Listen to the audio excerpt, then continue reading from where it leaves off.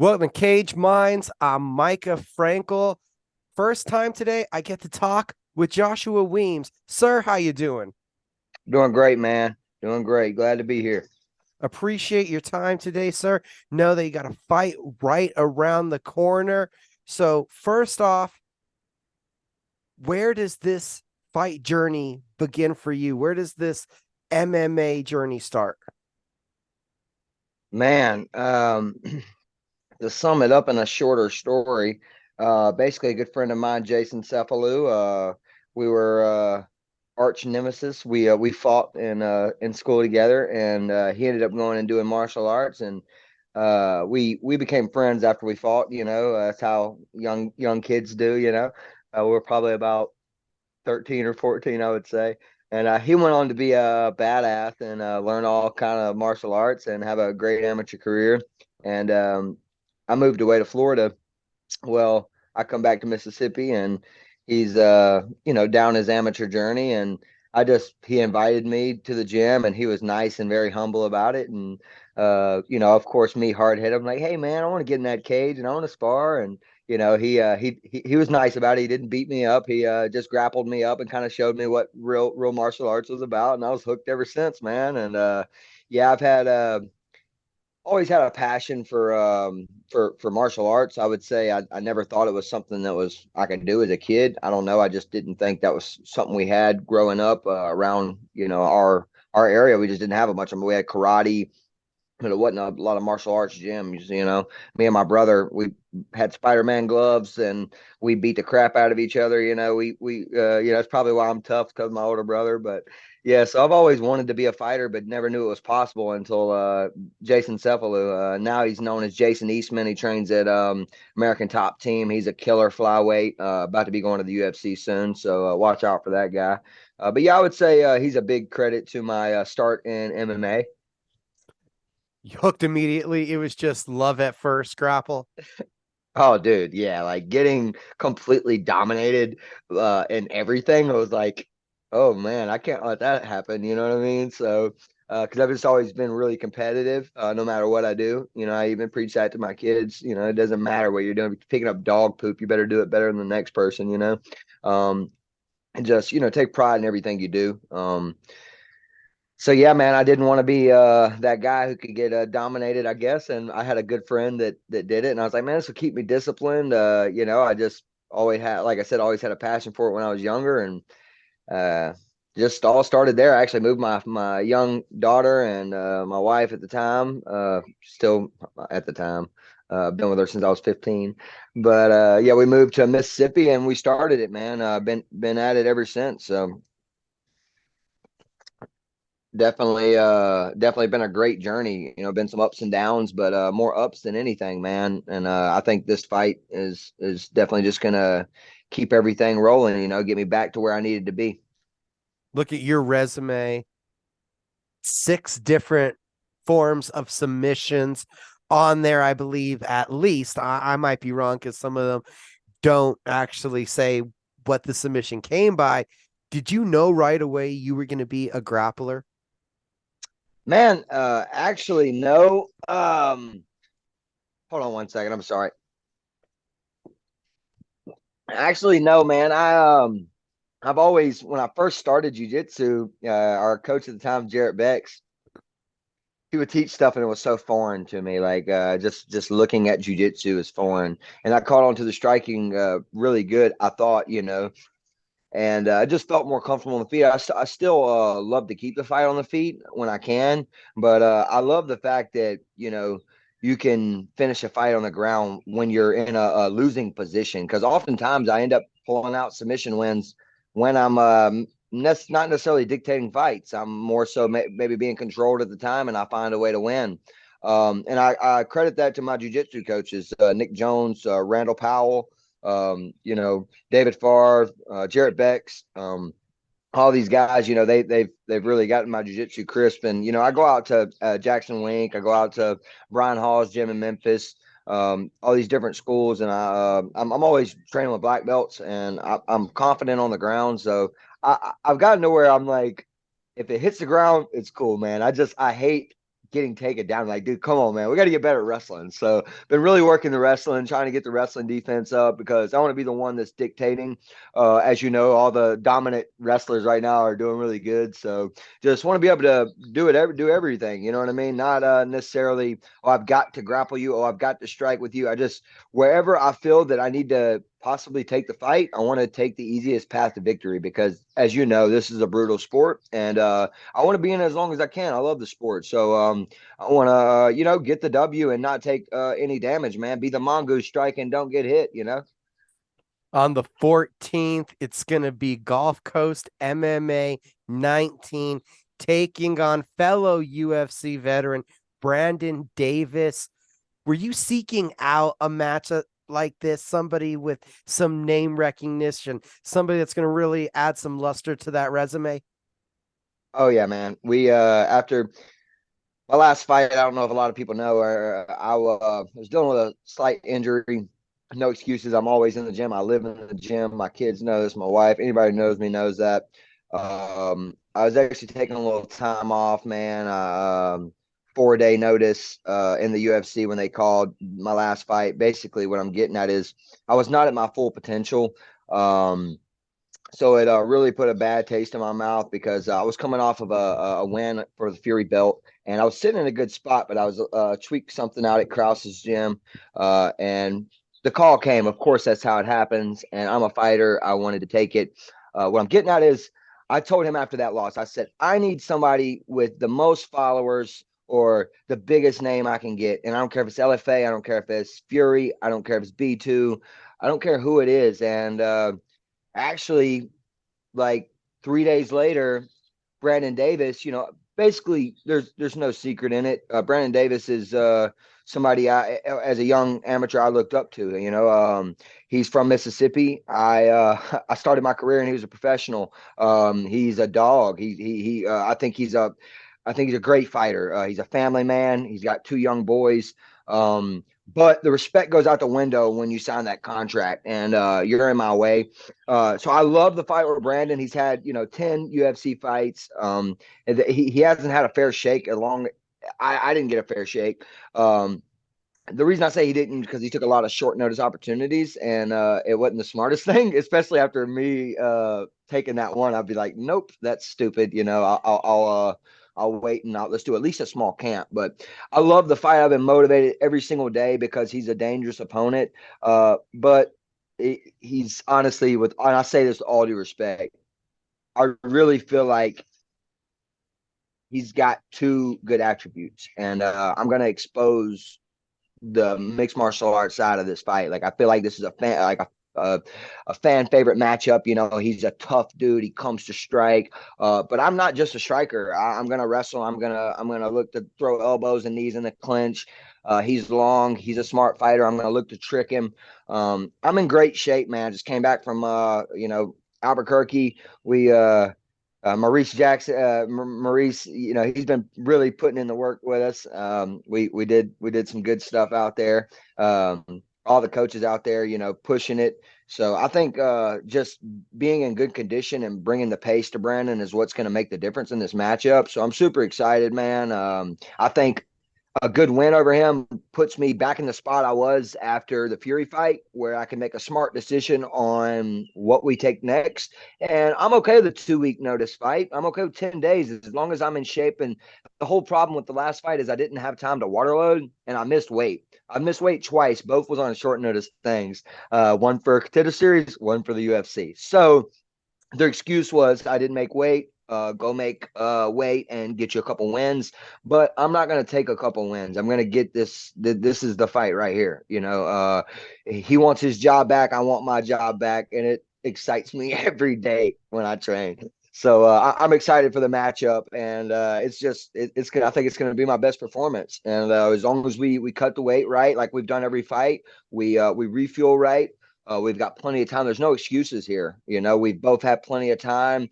I'm just ready to put it on the line, man, and show why I belong back in the UFC. Like, because I know that I get a little bit of a camp. I'm gonna get my hand raised, and that's what my ultimate goal is. Not for the UFC necessarily.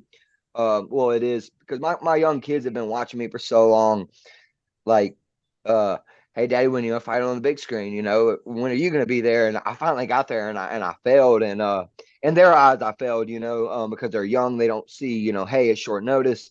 Um, and I don't make those excuses to them. I just tell them, hey, watch, this is what it takes. I'm gonna come back, and I'm gonna do what it takes to get my job back, and I'm gonna show my kids more than anybody that I can get that win in the UFC. And then after that, I'm okay with going to Japan and fighting.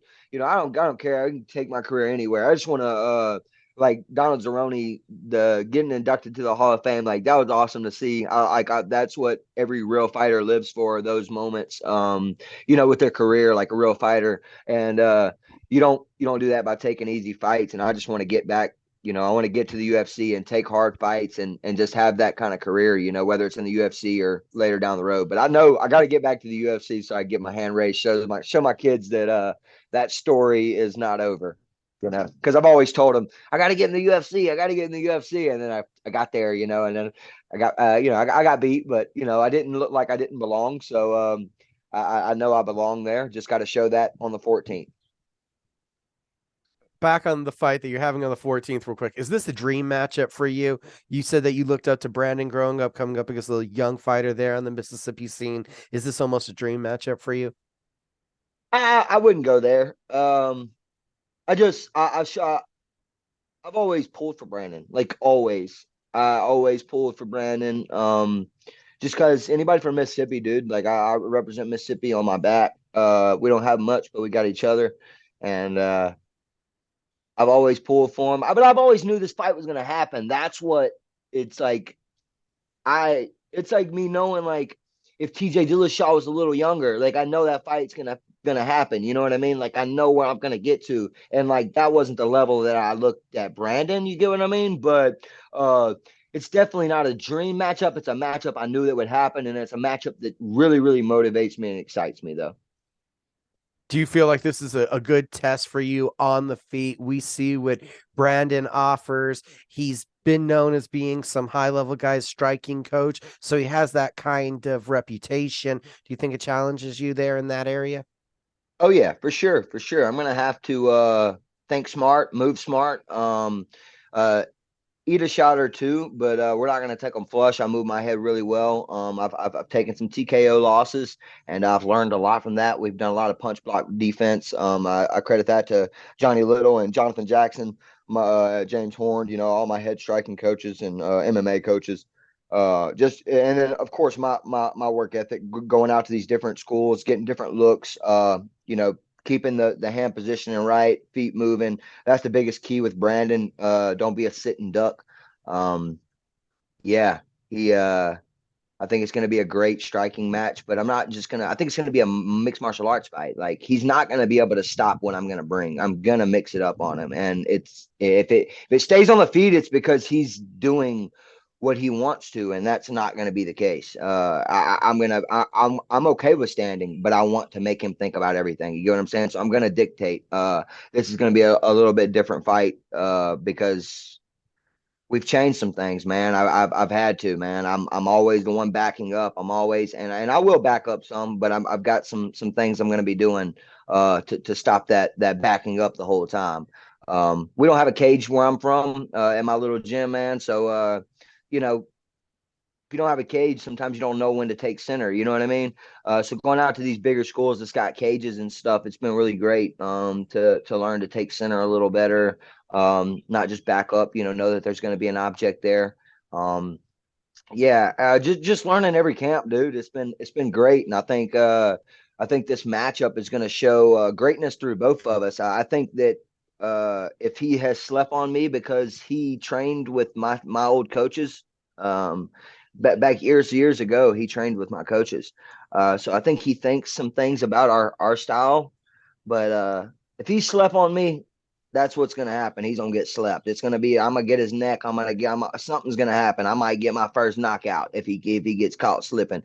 I feel like Brandon's that guy who's had a long journey, and he's either two mindsets. He's either pushing to get back to the UFC, which I think, and that's what I've trained for, or he's looking at me like I've been in this sport for a long time. This cat don't, I knocked out his boy Jay or kneed up his boy Jace because Jason Sepple, the guy I talked to you about, right? Jason Eastman. We all trained together back in the day. I didn't train with Brandon though. And whenever Jason left our school, he went to Brandon's school first. And like I think they kind of, just exploited some of the things that our old coaches used to teach us. And that's not, that was 8 years ago. If you haven't changed then, you really you won't. I wouldn't be in the shoes I'm in. So I don't know. I'm kind of prepared for both things. I'm basically stating those things because if he comes out there not motivated, I'll know very fast, and so will the fans. So, but I think he's motivated, man. Like I said, he's got two young kids, so that's a lot to be motivated for. He's been back to the UFC already once, so why not be able to make it back twice, But he's not going to make it off my name, that's for sure. I'm gonna get my third pro title, and yeah, I'm envisioning every different way of winning because, like I said, it's not got to be a knockout. It ain't got to be a submission. I don't. It can be points. I'm okay with it. I just got. I'm gonna get it done, and it's gonna be a great fight. I'm not gonna be holding back. I think just our styles, man. It's like you know those two styles that you're like always looking forward to watching. I don't know, there's two styles and they end up being like not a good fight. That's just impossible with me and Brandon. This is impossible. So I just feel like that's what I've told everybody, all my people. I'm like, dude, our ticket alone. I don't know about all these other fights, but my ticket alone, my fight alone is worth the price of the ticket. So come to the fight, buy the online event, streaming event, something. Just watch this fight. So You seem highly excited for this one, the fight with Brandon. Gotta ask, we brought it up already. Were you surprised by the release from the UFC? You said you missed weight. It was a short notice opportunity. Christian gets the win. Were you surprised that you're now back on the path to trying to get back your job? Or could you kind of see the writing on the wall that this could be a possibility? nah, I had no idea I wouldn't have took that. No, it was a huge. I could have took that two different ways and been really discouraged. You know what I mean? And when I think about it, I just want to go hit the bag. I want to go run because I got that message at 5 a.m. on Wednesday, 3 days after I took that fight, and I was promised a 4 fight contract. So I took the fight, and I get emotional because that's my career, it's my life. Uh, but it's also a good kind of fuel emotion. Like I'm talking about, like I said, I could go hit the bag right now because y'all cut me, let me show you why you shouldn't. Because every time I come, just like in the Christian fight, I came to fight, man. 4 days notice, I came to fight. It don't matter if I miss weight, make weight, whatever. I'm always gonna come to fight. But it motivated me because I'm not in a bad like okay, what I'm 10-3, really technically 11-3. They don't give me my bare knuckle MMA fight. Regardless, 10-3. I'm 28. Let's go get 2 wins, get it back in there. I'm not gonna let it discourage me. That's what I at first it really did like it bothered me mentally. But that day I was running. That day I was hitting the bag. That day I was pushing it because I got that message at 5 a.m. So yeah, man, I was definitely shocked, super shocked, man. But it taught me how cutthroat the business is, and I don't think it was because of the missed weight. I think it was because I didn't have any followers, and I didn't get the win. If I would have came in and got the win, that would have been like, all right, cool. That was up to me. That was my job. I should have won that fight, and I made a mistake and got beat, and that is what it is. It's my job now to correct these things, come back and show why I need that contract. I need that 3 fights. Just let me show y'all, that I belong, because I do belong. I know I can fight with any of those guys right now that's not ranked. I'm not gonna sit there and go above and be like, oh, I can fight anybody ranked and beat. I'm not gonna have that guy. I want to prove myself and prove it to myself, and then I can get, move up the rankings. But I know I can compete with these guys in the UFC. I've trained with some of them, and yes, training is different than a fight. But yeah, man, they're all human, man. When you get in front of them, when they get punched in the face, they have that same reaction as another pro fighter. You know what I mean? So just because they're in the UFC or Bellator or something like that, don't make them any more special. In that, in a sense of you can't respect them too much, and that's how it will be with Brandon. So, yeah, I was shocked, but can't let it discourage me. I ain't discouraged. I'm coming back stronger. That's it.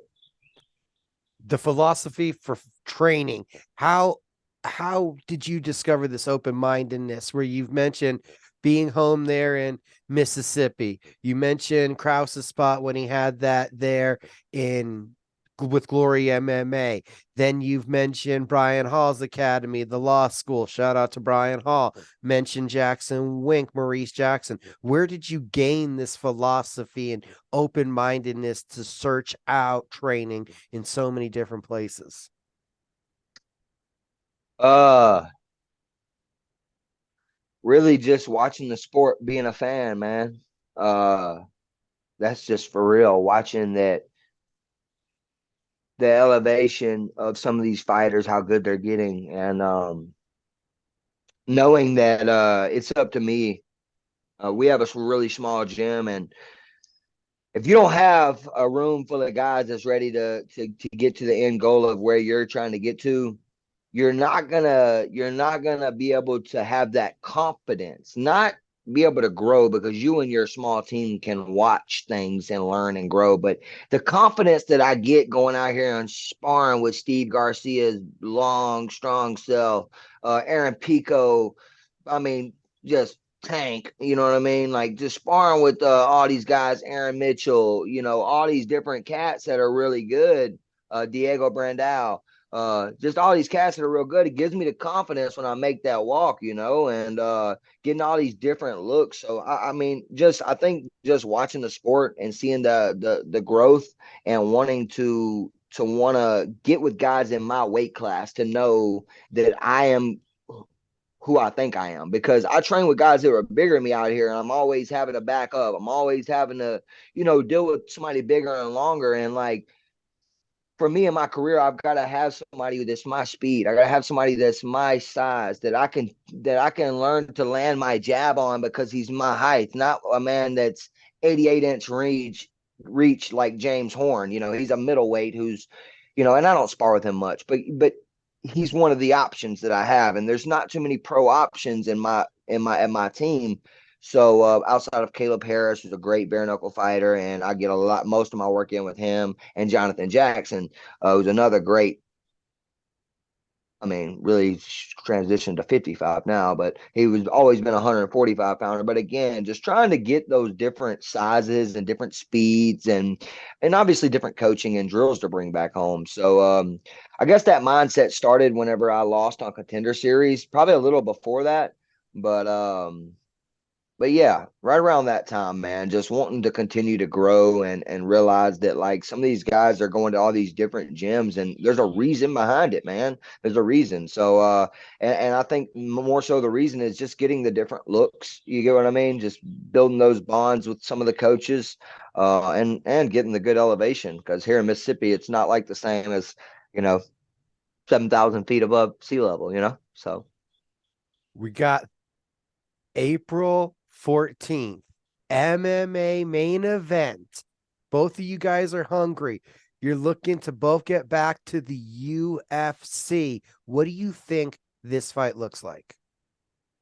um